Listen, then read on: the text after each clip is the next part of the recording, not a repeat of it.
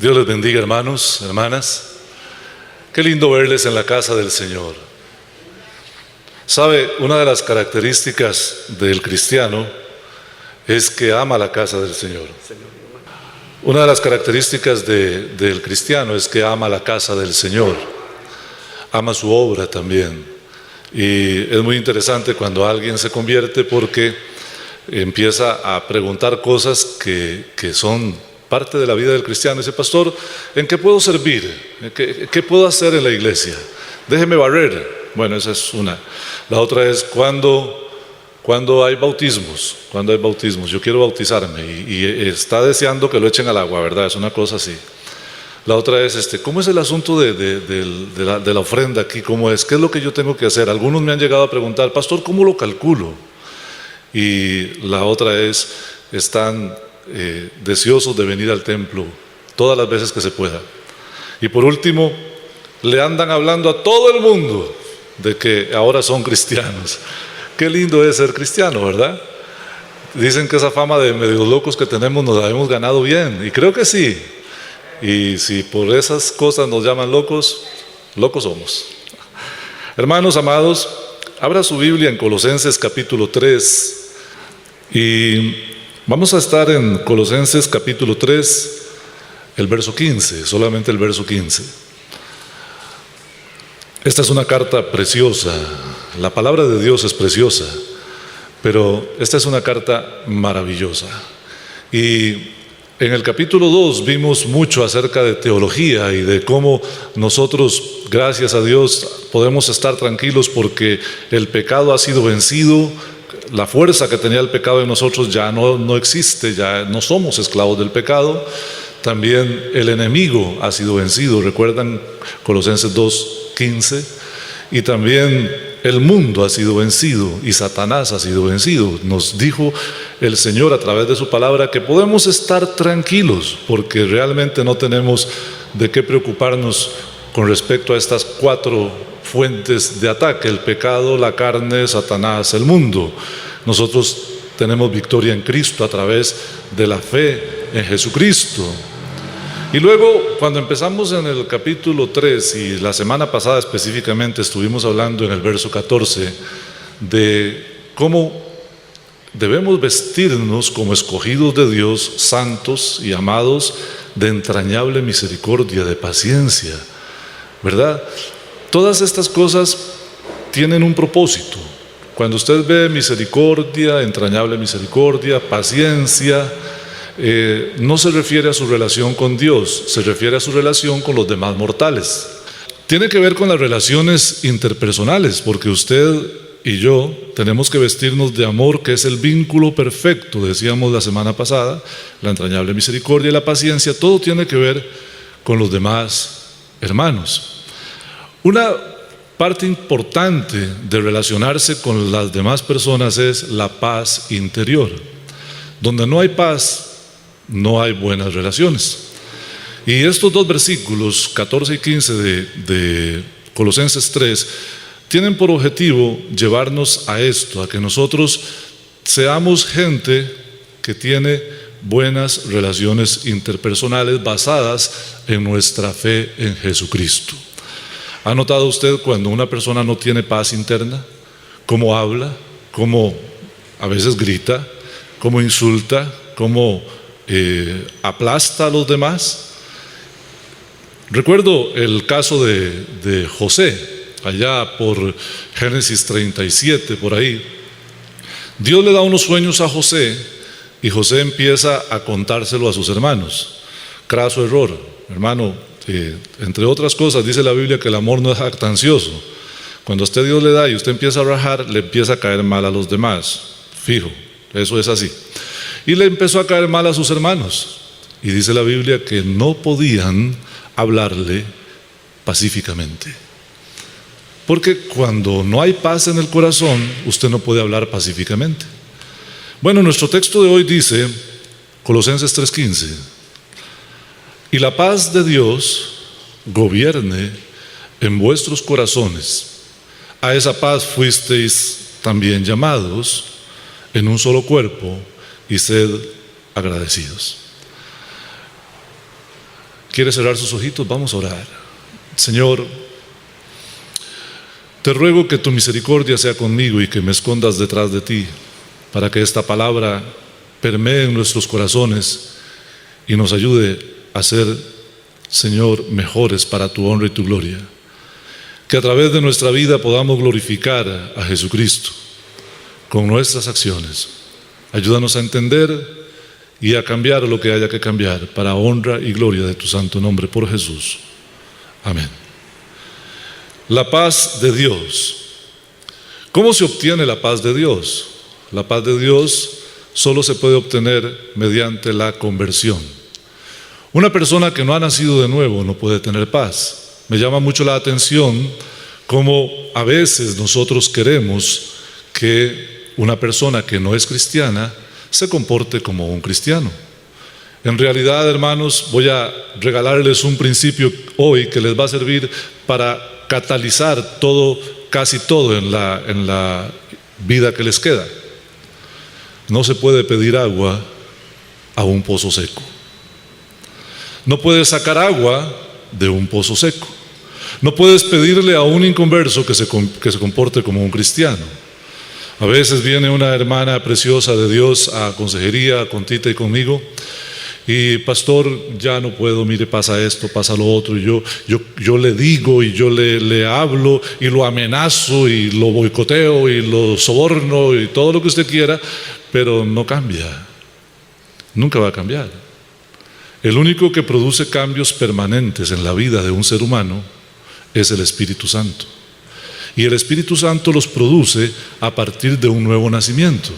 Por eso la Escritura dice: aquel que comenzó la buena obra en vosotros, la perfeccionará hasta el día de Cristo.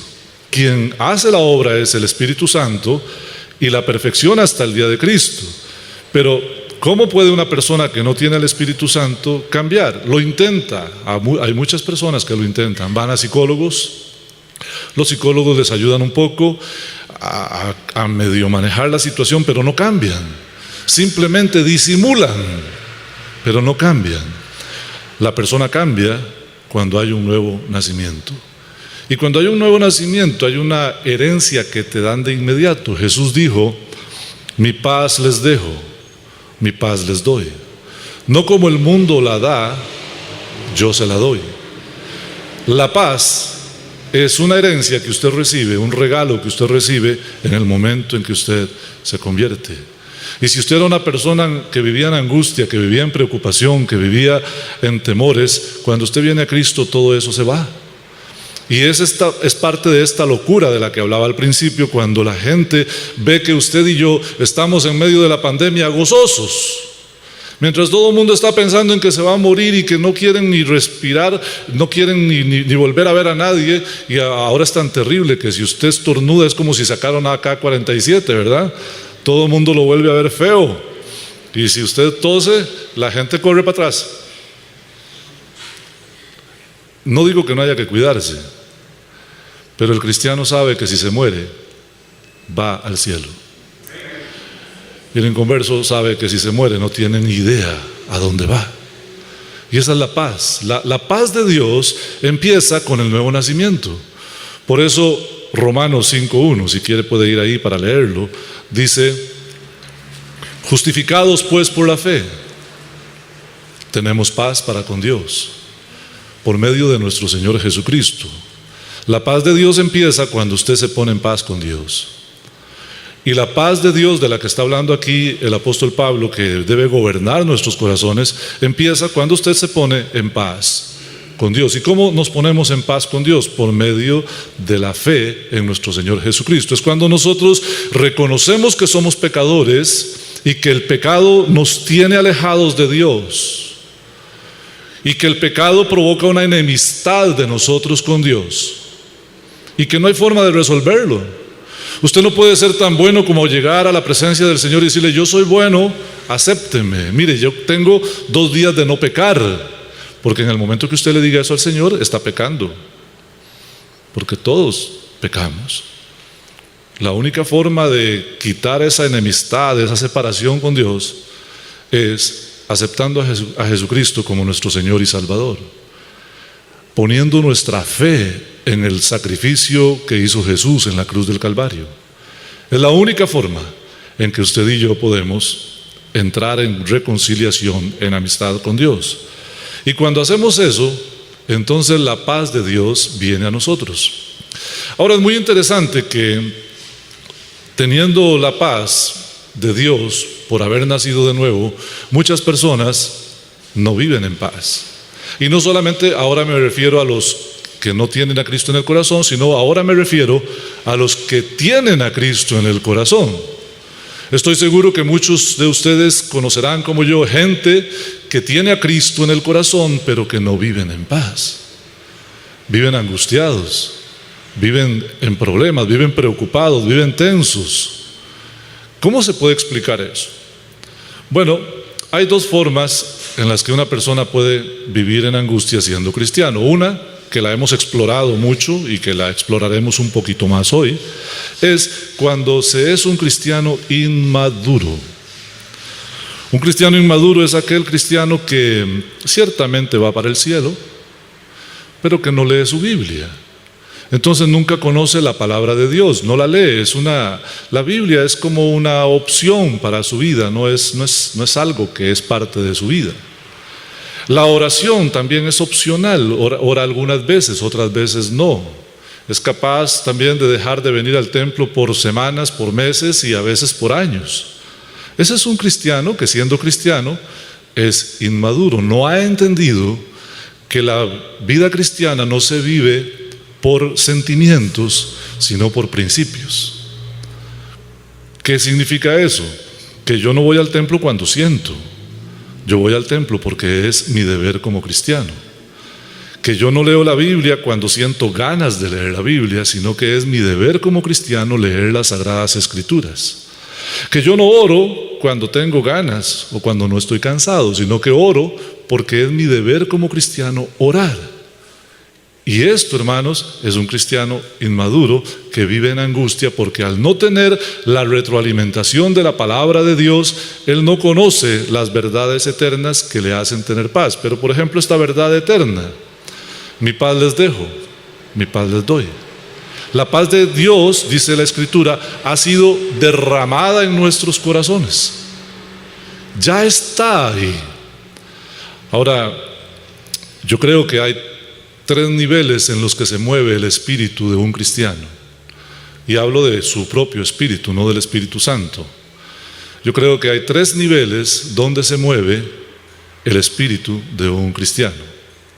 Está el nivel más elevado, que es donde el cristiano hace uso de los recursos que Dios le ha dado y pone en práctica lo que sabe de la Escritura. Es una persona que lee la Escritura, conoce la Escritura y pone en práctica lo que dice la Escritura y los recursos que Dios le ha dado.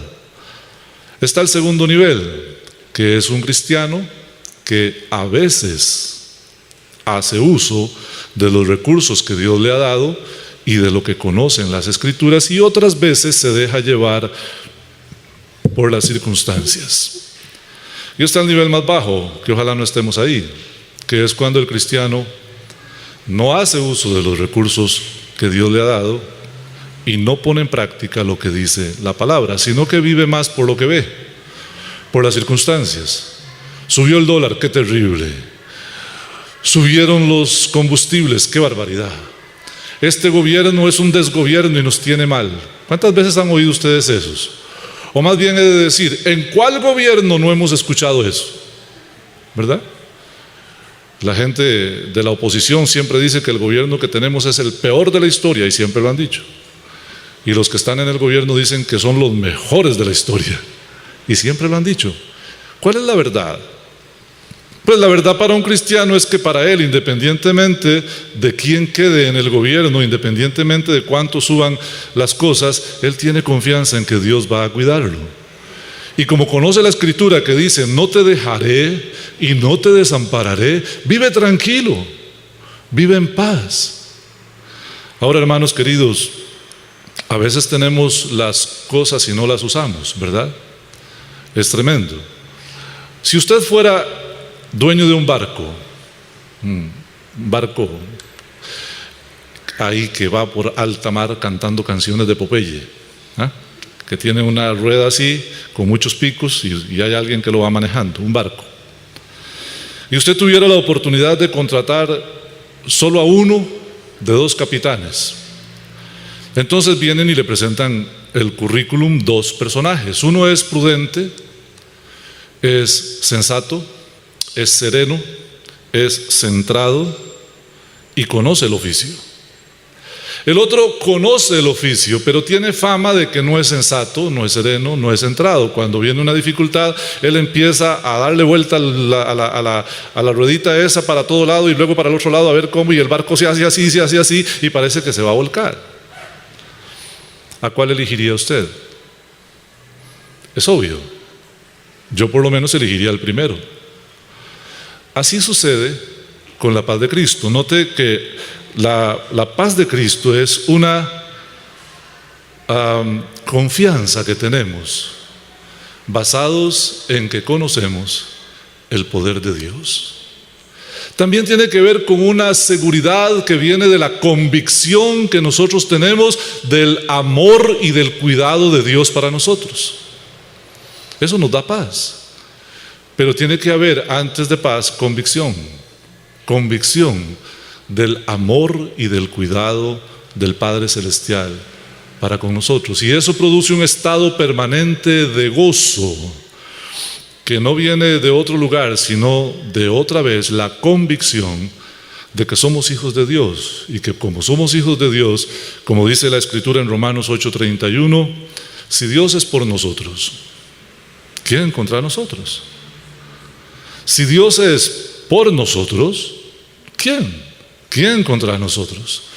Y eso es lo que te da paz. La paz de saber que si mueres vas al cielo. Me decía un hermano el viernes en una conversación muy bonita que tuvimos, que alguien le preguntó a él: ¿cómo sabe usted que es salvo? Y él dijo: porque me puedo morir ya. ¿Ah? Sí. Si yo no fuese salvo, no querría morirme, no podría morirme, pero en este momento me puedo morir. Y su familia y su esposa, Dios se encarga de ellos. Lo que yo sí sé es que cierro los ojos aquí y los abro en la patria celestial. Eso te da paz. Cuando vas a una cirugía, vos vas en paz. ¿Sabe qué hacen los cristianos cuando van a una cirugía? Empiezan a recitar el Salmo 23. ¿Por qué? Porque es nuestro himno de victoria. El Señor es mi pastor y nada me faltará. Y en lugares de delicados pastos Él me hará descansar, y junto a aguas de reposo me pastoreará. Confortará mi alma, me guiará por sendas de justicia, por amor de su nombre. Aunque anduviera en valle de sombra y de muerte, no temeré mal alguno, porque tú estarás conmigo. ¡Qué lindo! Esa es la oración de un cristiano. ¿Qué hace el que no es cristiano? Yo estuve en el hospital para mi cirugía, para mis 2 cirugías, ¿sabe? Me tocaba ser el capellán de todos. Ya el que iba para la cirugía mañana me llamaba en la noche, y entonces yo ministraba con él y oraba con él, y algunos el Señor me permitió que aceptaran a Jesucristo antes de morir. Pero algunos de ellos lloraban desconsoladamente la noche anterior, porque no sabían si iban a salir y no sabían qué pasaría después de que iban a morir. Pero el cristiano tiene paz, tiene gozo, producto de saberse que es hijo de Dios. Ahora, esta paz que tenemos es la que debe gobernar nuestros corazones. ¿Y qué significa gobernar? Es el ejemplo que le puse del capitán. El capitán que maneja la nave la gobierna por donde quiere que vaya. La paz de Dios es el capitán que necesitamos, no las preocupaciones humanas. Las preocupaciones humanas son como el otro capitán, que es inquieto, imprudente, no es sereno, no es centrado. Esa es nuestra parte humana. Pero la parte de la paz de Dios que gobierna nuestros corazones, ese es el que debiera ser nuestro capitán en nuestra vida, gobernar nuestras decisiones y nuestro estado en medio de las circunstancias. Ahí es donde se prueba la fe que usted tiene en Dios. Las circunstancias te abruman. Debes, sereno, esperar en Dios, que sea la paz de Dios la que gobierne en tu corazón. Pero para eso Se requiere una acción. Aquí voy a introducir un verbo que le va a llamar la atención que esté en este mensaje. El verbo dejar, dejar, dejar, dejarnos. Una persona que no se deja no puede ser gobernado por la paz de Dios. Una señora fue al oftalmólogo y le dijeron: póngase ahí, acerque la barbilla y póngase ahí para que yo le revise los ojos. Y ella puso la barbilla, pero estaba haciendo esto y no se podía quedar quieta, y el doctor le decía: quédese quedita, señora. No, si yo no me estoy moviendo. Pero sí se estaba moviendo. Su angustia no podía dejarla que se dejara. Es como que el doctor le dijera: si no se deja, no la puedo atender. Para que la paz de Dios gobierne tu corazón, tienes que dejarte. Tienes que dejarte en los brazos del Señor. Tienes que dejarte gobernar por esa paz que tienes, pero que no has querido llevar a la práctica. Tienes que elevar el nivel del Espíritu, el nivel en el que el Espíritu se mueve, y moverte en este nivel donde haces uso de los recursos que Dios te ha dado, como la oración, como la palabra, y también pones en práctica lo que conoces del Señor y de la Biblia. Y entonces esa convicción del amor y del cuidado de Dios, esa convicción de la reconciliación, esa convicción de que somos hijos de Dios, entonces te ayudará para que puedas dejarte y abandonarte en las manos del Señor, sabiendo que Él dijo: no te dejaré, no te desampararé.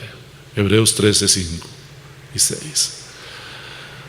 Dice el profeta Isaías, allá en capítulo 26, verso 3, que Dios guardará en completa paz aquel cuyo pensamiento en Dios persevera, por cuanto en Dios ha confiado.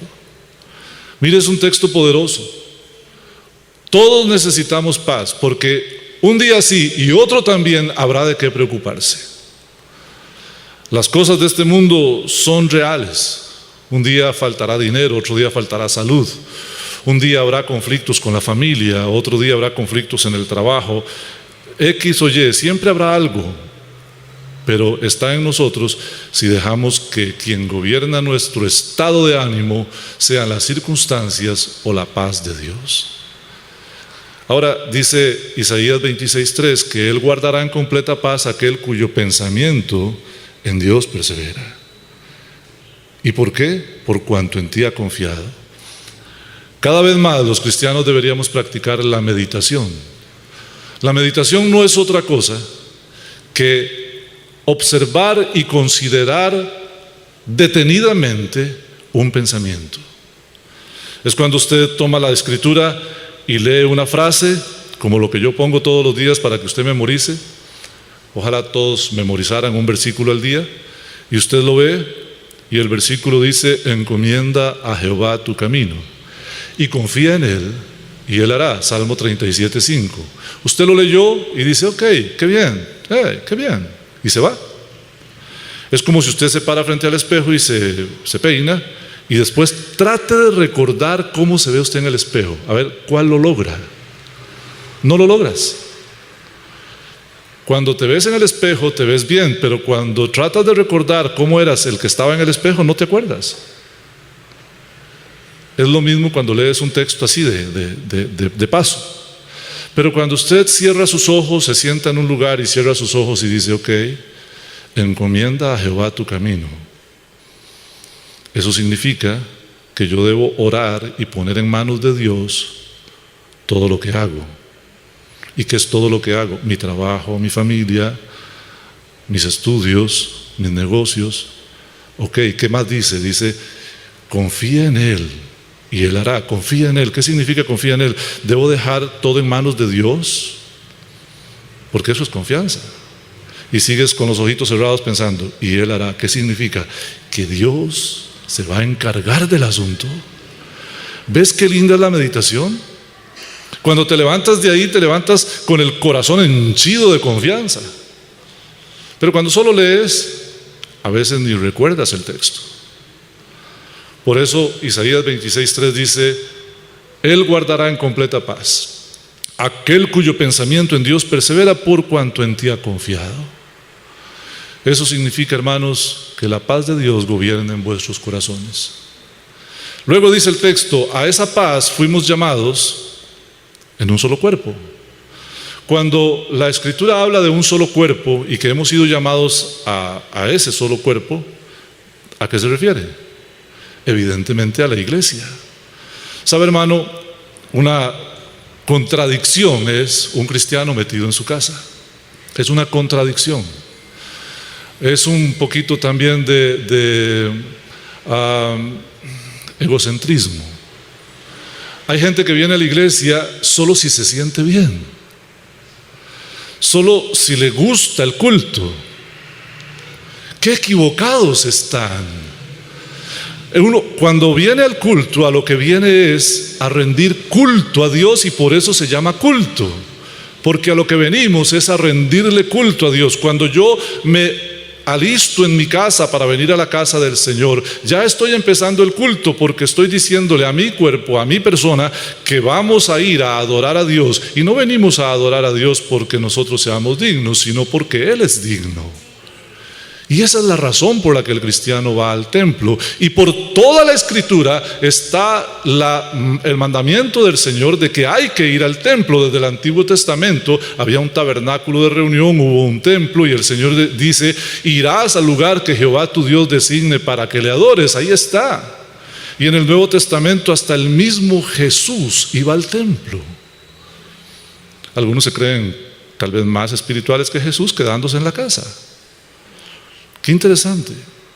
Y sabe, hermano, nos llamó a un solo cuerpo porque el hecho de estar en un cuerpo también contribuye a que la paz de Dios gobierne en nuestros corazones. El que no escuchó este mensaje hoy porque se quedó en casa, se lo perdió la edificación de saber cómo hacer que la paz de Dios gobierne en sus corazones. Esta iglesia a la que pertenecemos tiene, al igual que una familia, privilegios y responsabilidades. Yo he llegado a la conclusión de que muchos hermanos no quieren asistir al templo por no tener las responsabilidades. Eso es egocentrismo. Pero mire los privilegios. Cuando usted está en una iglesia, en una comunidad cristiana, usted tiene crecimiento. Hoy, por la misericordia de Dios, nos vamos más edificados y con más conocimiento que el que teníamos al entrar. Edificados, crecimiento. Además, en la iglesia tenemos apoyo. Los hermanos de humilde condición los cuidamos y siempre hay un diario para ellos, y siempre buscamos la forma de bendecirlos y de ayudarlos y de sacarlos adelante, porque son nuestros hermanos. En la iglesia tienes apoyo. Tienes apoyo espiritual cuando necesitas una consejería, cuando necesitas que alguien ore por vos, tienes apoyo. Hay crecimiento, hay edificación, hay apoyo y hay compañerismo. Hermano, qué lindo. Ahora estaba yo conversando con el hermano Minor en la entrada, conociendo un poco de su trabajo, y qué bonito es poder interactuar y conocernos y ser amigos. No solamente hermanos, sino amigos. Y evidentemente hay responsabilidades, ¿verdad? El cristiano tiene la responsabilidad de adorar. A eso venimos al templo, a adorar. Cuando están cantando los hermanos, nosotros estamos adorando a Dios. Cuando están orando, estamos adorando a Dios. Cuando alguien lee la Escritura, estamos adorando a Dios. Cuando estamos escuchando la palabra, estamos adorando a Dios. Incluso cuando diezmamos y ofrendamos, estamos adorando a Dios. Y esa es la responsabilidad mayor, adorar a Dios. Cuando el Salmo dice, tributad a Jehová, familias todas de la tierra, no está hablando de pagar impuestos. Está hablando de que nuestra adoración es un tributo a Dios. Y por eso es que hay que venir al templo, para rendir a Dios culto. Y usted dirá, sí, yo puedo hacerlo en mi casa. Sí, claro, por supuesto. Pero el Señor diseñó la adoración de dos maneras, en privado y en público. Y Jesús lo hizo en privado y en público.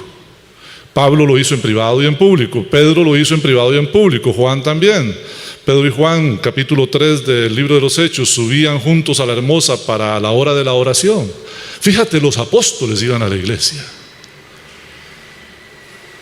Evangelizar, adorar, evangelizar. edificar, apoyar, compartir y ofrendar son las responsabilidades de un cristiano. ¿Y sabe qué es lo lindo? Cuando has nacido de nuevo, todo eso te nace. Un día de estos un pastor que es amigo, me contaba que en su iglesia los diezmos y ofrendas, siendo una iglesia muy parecida a esta, son 4 veces lo que hay en esta iglesia. Y yo le dije, hermano, qué interesante. Y entonces él empezó a contarme su forma, y yo dije, hey, prefiero estar limpio, honestamente, porque si para convencer a un cristiano de que haga algo hay que manipularlo, yo no quiero ser ese pastor. ¿Sí me entiende? Si para que usted venga al templo yo tengo que meterle miedo y decirle que se va a ir al infierno si no viene, estaría mintiéndole y manipulándolo. No. Si para que usted diezme y ofrende yo le digo a usted que si no lo hace está en maldición y que el Señor le va a meter un poco de ratas para que le coman la casa por debajo, le estoy mintiendo. No. ¿Sabe qué es lo lindo del cristiano? Del que ha nacido de nuevo. Se lo cuento. Las cosas le nacen. Producto de su corazón agradecido con Dios, producto de su relación con Dios, las cosas le nacen. No hay que corretearlo para que haga nada. No hay que manipular, no hay que torcer la escritura. Eso es parte de una familia, hermano. Si usted lo nota, el texto dice que la paz de Dios gobierne sus corazones. A esa paz ustedes fueron llamados a la iglesia, un solo cuerpo, a la iglesia. El cristiano es parte de una iglesia. No hay nada más anormal que un cristiano fuera de la iglesia. Es totalmente absurdo. Ahí uno se pregunta, ¿nació de nuevo o no es maduro? Yo siempre pongo la opción de no es maduro porque quiero hacer uso de la misericordia. Pero qué triste es llegar a la conclusión de que no nos nace. ¿Se imagina, hermano, que usted después de escuchar este mensaje llegara a la conclusión de que las cosas que tienen que ver con la iglesia no te nacen? Y decir, ¿por qué no me nace? Pregúntese. Pero el cristiano, el que ha nacido de nuevo, le nace. La iglesia es para él importante, está en su corazón. ¿Por qué? Porque está en el corazón de Dios. Me llama mucho la atención de que en el Antiguo Testamento se hablaba de templo y de tabernáculo de reunión. En el Nuevo Testamento se habla de iglesia. ¿Y sabe cuál fue la primera persona que habló de iglesia? ¿Alguien lo sabe? ¿Alguien sabe que en San Juan capítulo 16 hubo alguien que habló de iglesia por primera vez? ¿Quién fue? Jesucristo. Yo edificaré mi iglesia. ¿Sería que es importante para Cristo la iglesia? Que dijo, yo edificaré mi iglesia. Bueno, la tercera cosa que hay en este versículo tiene que ver con la gratitud. Además de que fuimos llamados en un solo cuerpo, dice, y sed agradecidos. También, al igual que hay 3 niveles en los que se mueve el espíritu del cristiano, hay 3 niveles de gratitud. Está la gratitud educada. Cuando yo le digo a Mario, Dios lo bendiga, y él me dice amén o me dice gracias, ¿verdad? Cuando Steven me regala un confite y yo le digo gracias. La educación, ¿verdad? Eso de que le decimos gracias a cualquier persona que nos da o nos hace algo que nos interesa. Ese es un nivel educado. Ese nivel de gratitud realmente no es gratitud, es educación, ¿verdad? Muchas veces decimos gracias y no nos gusta lo que nos dan. Yo me di cuenta en el hospital que los cirujanos, buena parte de ellos, los que van a consulta luego de que los han operado y todo, les llevan cosas, ¿verdad? Por ejemplo, yo que soy de Atenas, entonces me llevo unas toronjas rellenas. Pero me di cuenta de que ellos, cuando vos se los das, te dicen gracias. ¡Hey, muchas gracias! ¡Qué rico! ¡Qué bien! Educación. Pero me di cuenta que cuando sales del consultorio, ellos lo echan a la basura y no se lo comen. Aunque usted no lo crea. Educación, solo por educación, pero no siempre es gratitud. El segundo nivel es el nivel de la conciencia. Es cuando yo soy agradecido porque estoy consciente de que lo que están haciendo por mí es importante, ¿verdad? Es como cuando alguien me da una carta de recomendación, es como cuando alguien me hace un préstamo, cuando alguien hace algo por mí así. Eso es un nivel de conciencia. Yo soy agradecido porque tengo conciencia de que están haciendo algo importante para mí. Pero está el otro nivel, el de arriba. Ese nivel es el que pasa de la educación y la conciencia al valor, a valorar lo que se está haciendo por mí. ¿Sabe, hermano?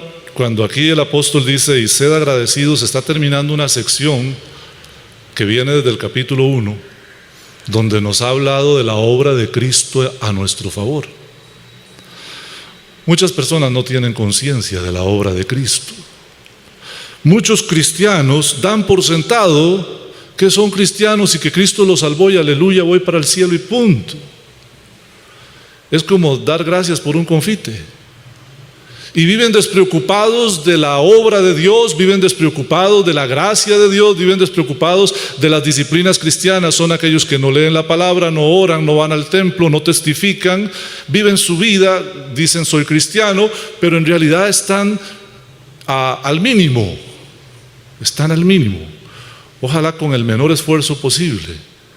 Y si usted me pregunta, van para el cielo igual que usted y que yo. Pero su nivel de gratitud es pequeñito, es pequeñísimo.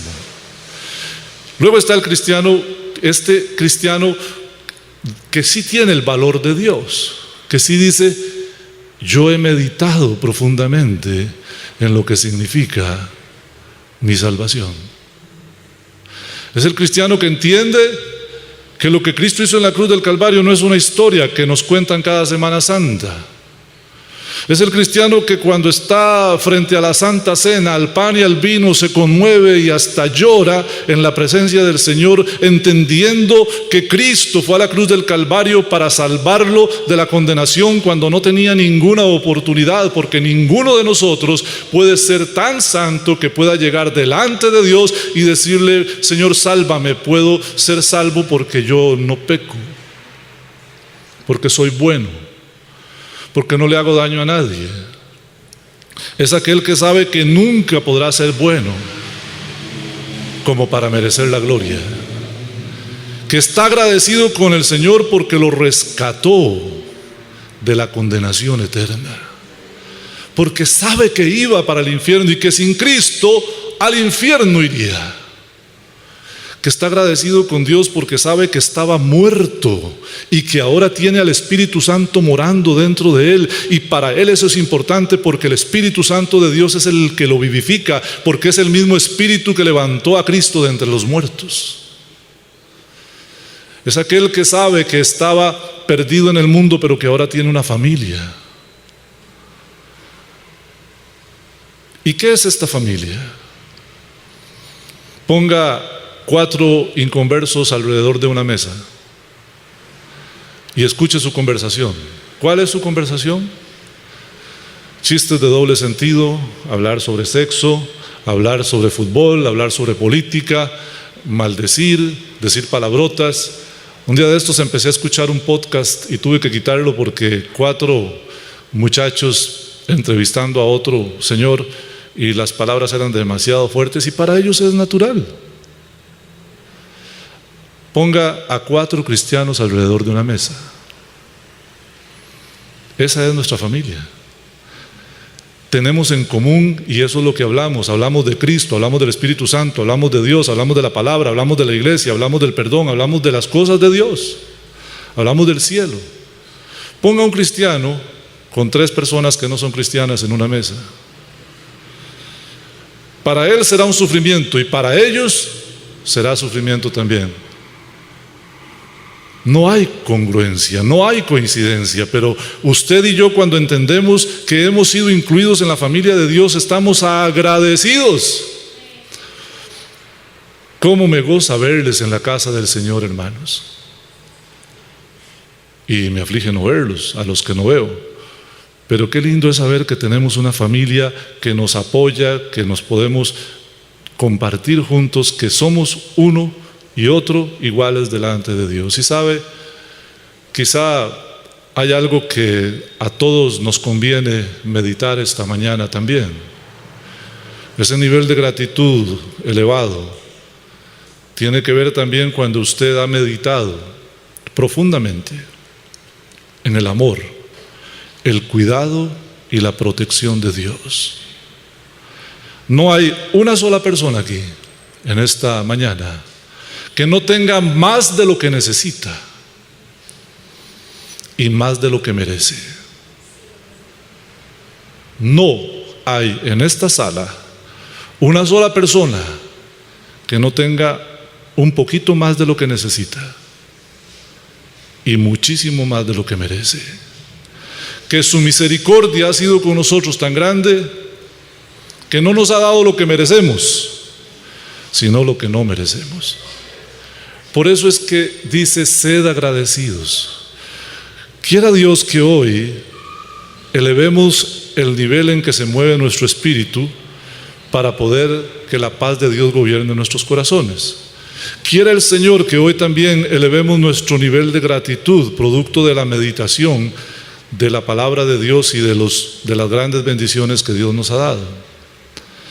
Quiera el Señor que al leer por última vez esta mañana este texto, para usted signifique diferente a lo que significaba cuando entramos esta mañana. Busque por favor otra vez Colosenses 3, versículo 15.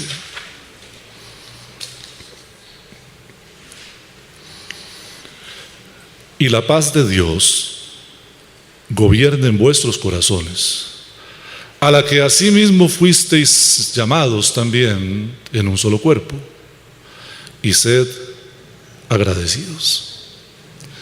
Bendita sea tu misericordia, Señor y Dios. Gracias porque tú, Señor, siempre estás hablando a nuestro corazón. Ayúdanos, Señor, para que seamos fieles, Señor, dignos representantes, Señor, de la obra que tú has hecho en nuestros corazones. Que tu paz gobierne nuestros corazones, Señor. Que tu iglesia, Señor, sea para nosotros importante y que la gratitud sea parte de nuestra vida diaria. Gracias, amado Padre Celestial, por haber enviado a Jesucristo en propiciación por nuestros pecados y por los pecados de toda la humanidad. Gracias por la salvación, gracias por tu Espíritu Santo, gracias por tu iglesia, gracias por tu protección. Bendito sea tu santo nombre por Jesús. Amén.